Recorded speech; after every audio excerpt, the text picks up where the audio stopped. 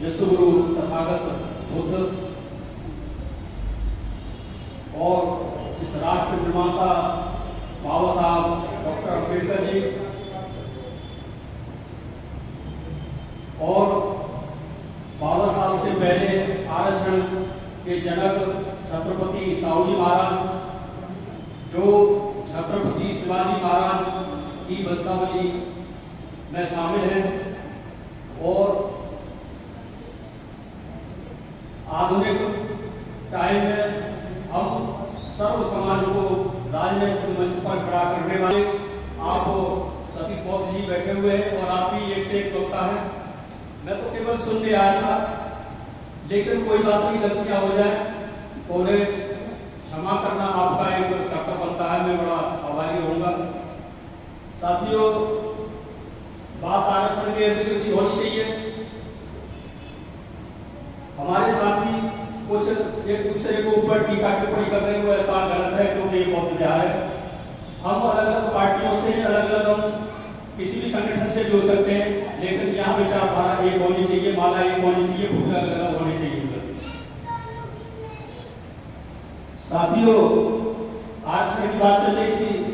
आरक्षण तो शायद हमारे जन्म से पहले से भी आरक्षण चला रहा है, क्योंकि बाबा साहब तो हमसे पहले भी थे। और आरक्षण का फायदा ले लेकर के जो महलों में और मेरे जैसे परिवार में से भाई चाचा ताऊ निकल करके जो शहरों में आए, और सच्चाई है कि उन्होंने गांव की तरफ मुड़ करके नहीं देखा।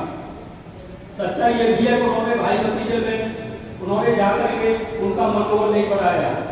सच्चाई ये भी है कि वो कोठी मोहल्ले में रह करके वो कभी भी उसे 2.5-3 महीने की साल में छुट्टियां भी मिलती है, और इतवार तो उनको मिलता ही है, लेकिन उन्होंने गांव की तरफ मुड़ करके नहीं देखा। अगर वो उनका मनोबल बढ़ाता, हे मेरे भतीजे, हे मेरे छोटे भाई, जैसे मैं अपना घास खोलने की अपनी मजदूरी करके देख मैं उस स्टेज पर पहुंचा हूं, ऐसे तू भी भाई मेहनत कर। ये सच्चाई है। ये काम हमारे बुजुर्गों ने भी नहीं किए, और जो हमसे पहली पीढ़ी थी गांव में पढ़ने लिखने जाती थी, वो हमसे ज्यादा थी। उसके बाद में पीढ़ी हम लेवल में जो आई वो और कम हुई, और आज की पीढ़ी देख रहे हैं कि हम भी गांव छोड़ करके शहर में आ गए, लेकिन गांव में नई पीढ़ी अब कोई स्कूल नहीं जा रही। ये बिल्कुल सच्चाई है। तो मैं तो इसी बात पर यही कहूंगा कि अभी समय कुछ नहीं है, जो बीत गया उसे वापस नहीं लाया जा सकता। आप और हम सभी अभी से तुरंत लग जाएं कैडर के माध्यम से, कैसे भी, क्योंकि समय हम सभी को मिलता है, ऐसा नहीं है। और गांव में जा करके अभी मैं उदाहरण देता हूं कि मेरे भाई का एक बच्चा जो किसी गलत संगठन में जुड़ गया। मैं एक डेथ के उसमें गया था, तो मुझे पता लगा उसने मेरे पैर छुए और बोला कि ताऊ जी मैं पुराने संगठन से, तो मेरी मैं एकदम कांप गया। कहने का मतलब यह कि बच्चा चाहता था, बच्चा इतना सुंदर बच्चा जो बीए का जो छात्र, और हमारा बच्चा किसी दूसरे संगठन में जा रहा है। तो मैंने उसको 5 मिनट उस टाइम में भी मैंने 5 मिनट उसको दिए, बेटा ये गलत चीज है। तो वो बेटा माना और वो शायद हो गया। तो एक बच्चे को शायद मैंने रोक दिया, तो मुझे कुछ ऐसा लगा जो है कि अगर आप और सभी करें तो ये भी बदलाव निश्चित है। सम्मानित साथियों, दूसरी बात आती है, ये जो समाज में संस्कारित जो तौर तरीके हैं, इन पर भी चर्चा होनी चाहिए, क्योंकि ये भी हमारे दुख और सुख के कारक हैं। हम तमाम दुनिया में जन्म से मृत्यु के बीच में नए नए आयोजन करते हैं, आयोजनकर्ताओं को बुलाते हैं, आयोजक समितियों को बुलाते हैं, लेकिन जो मेन काम है बदलाव को, उन पर हम काम बिल्कुल नहीं करते। उन बदलाव पर चर्चा होना जरूरी है।